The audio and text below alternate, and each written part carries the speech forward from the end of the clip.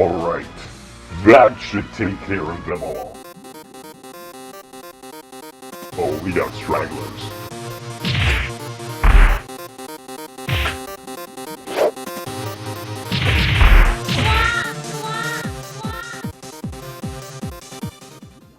Okay, I think now that takes care of them all. Now where is Lightspeed? Oh my god. Oh, what just happened? No! My powdery friends! No! How did this happen? Oh, it was me. It's likely me. There's no way. How'd this happen again?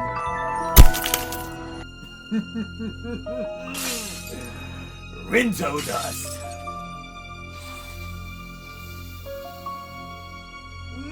Boy! Fear and pain! Alien. I feel completely different from before. I think I'm gonna go fight crime. Yeah, I gotta lay off that ancient Rinto dust. Alright. And what is this? Look at all this destruction! All this fear, all this... Black, don't tell me you transformed into me again! I thought we've been through this! You already know there's always crumbs left over after a snort.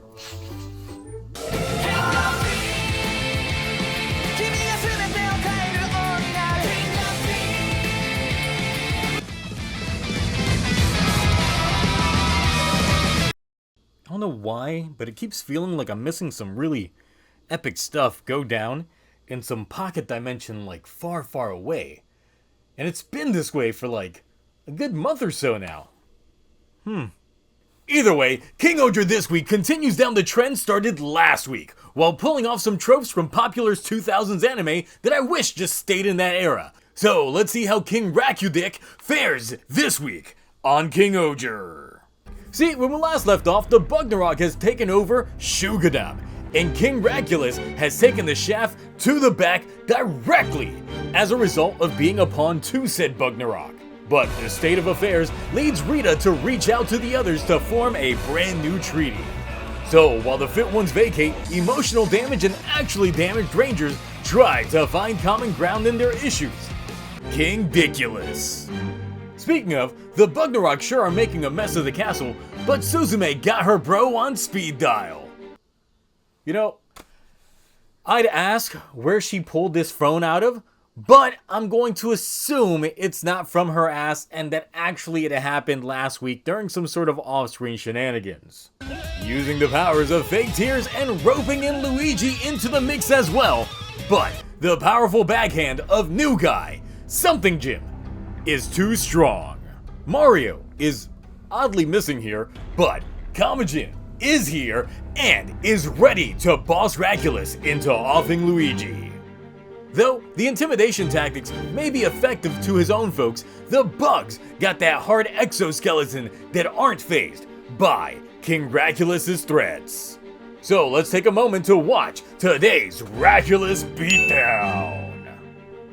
Shugadam's Bugfest doesn't stop at the throne room, with Gira's friends getting the ambush until he makes his presence known. Emotional reunion aside, Kogan has been stuck in the background this whole time as Gira's #1 fan in a sea of haters, especially that guy. So Gira goes to take care of the bugs to a mixed public opinion poll. Let's go ahead and check back in at the Rakulus beatdown meter. That's 2. So what exactly is the deal? Turns out that Rakulus was being used by the Ragnarok and they just wanted a throne to claim, in order to see all the festering misery firsthand.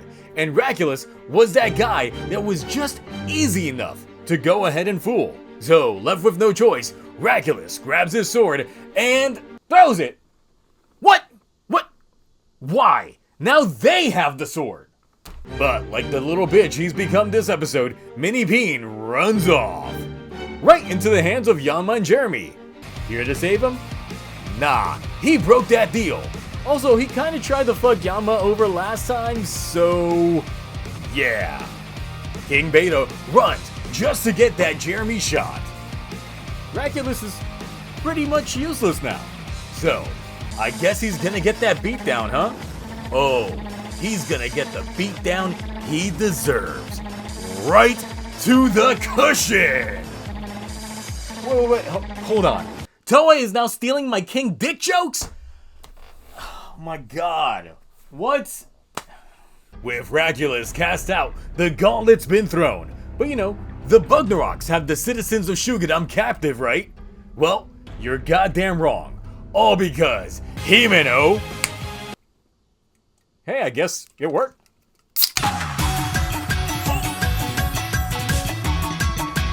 So it turns out I have like an ear infection that's been contributing to the sore throat. So I'm just having a drink right here just to soothe it in the middle of talking. This is not a bit. As Hatter people care for Shugadam, as Yanma's people fights the bug with glow sticks, and the Bowskis got the tea. What's Rita got? Papers. Boo. Boo. Well, it turns out that the name given to the squad comes from Gundam Seed levels of reaching. Gokoku Kotosama Jina Taisaku Yonsembyaku Kyome Butai, or Osama Sentai King-Ohger.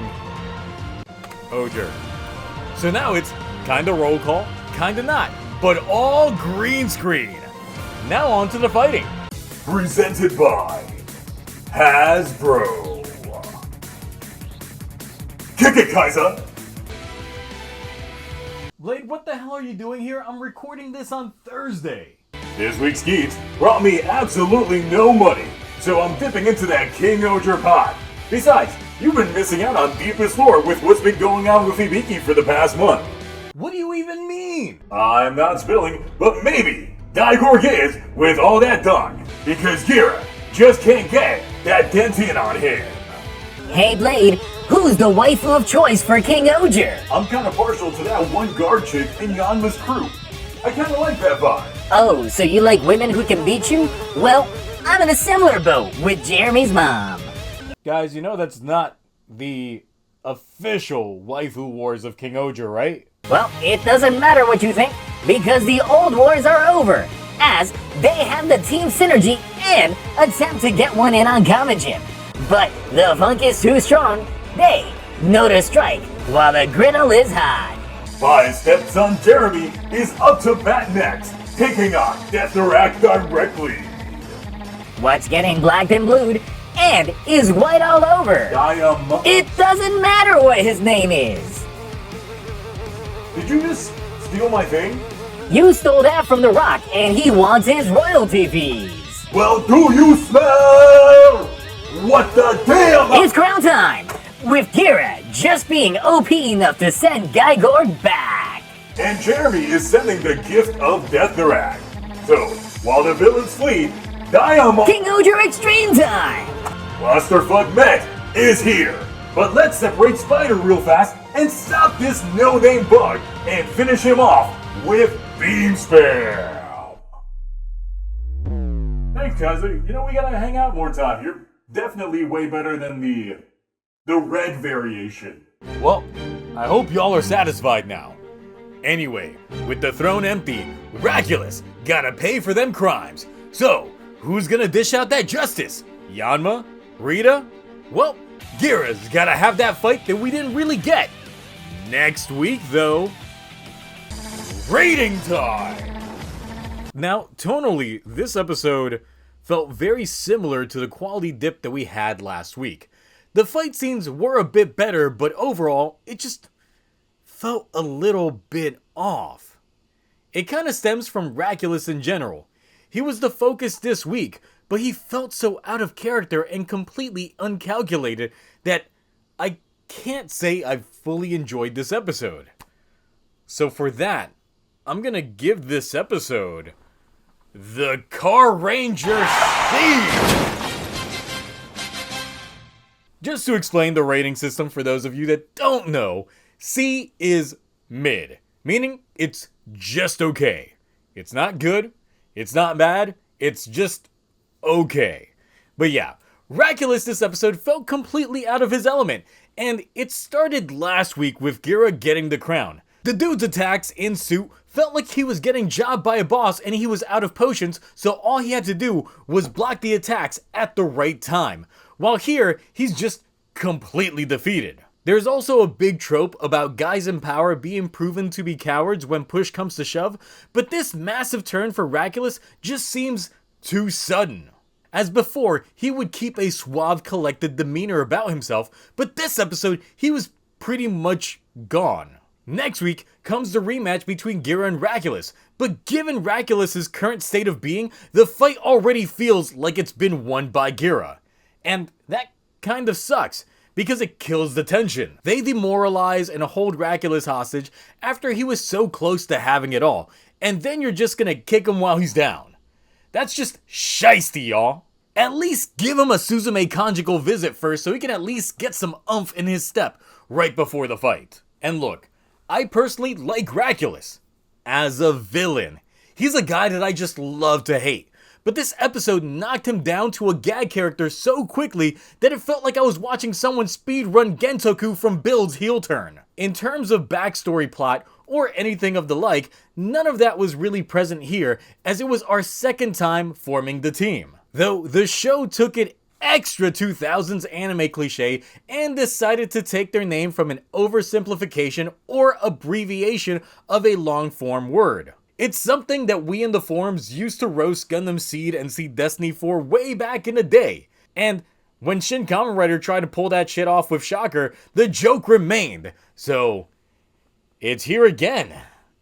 Damn.